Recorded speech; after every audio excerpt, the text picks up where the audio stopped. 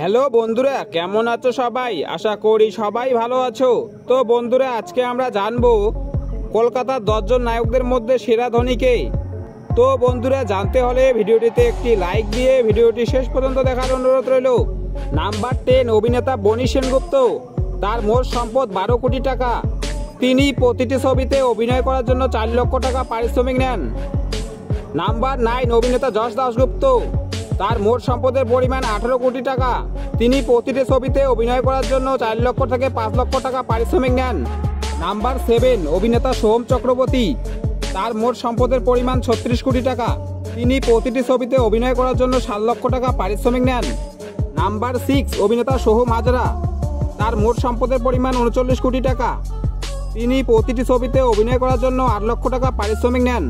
Number 5, অভিনেতা যিশু সেনগুপ্ত। তার মোট সম্পদের পরিমাণ 83 কোটি টাকা। তিনি প্রতিটি ছবিতে অভিনয় করার জন্য 9 লক্ষ টাকা পারিশ্রমিক নেন। নাম্বার 4, অভিনেতা দেব। তার মোট সম্পদের পরিমাণ 119 কোটি টাকা। তিনি প্রতিটি ছবিতে অভিনয় করার জন্য 10 লক্ষ টাকা পারিশ্রমিক নেন।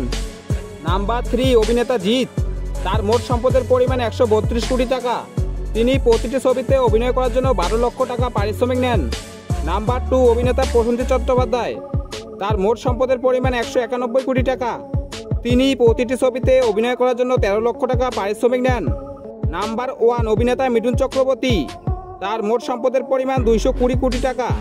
তিনি প্রতিটি ছবিতে অভিনয় করার জন্য 15 লক্ষ টাকা পারিশ্রমিক নেন।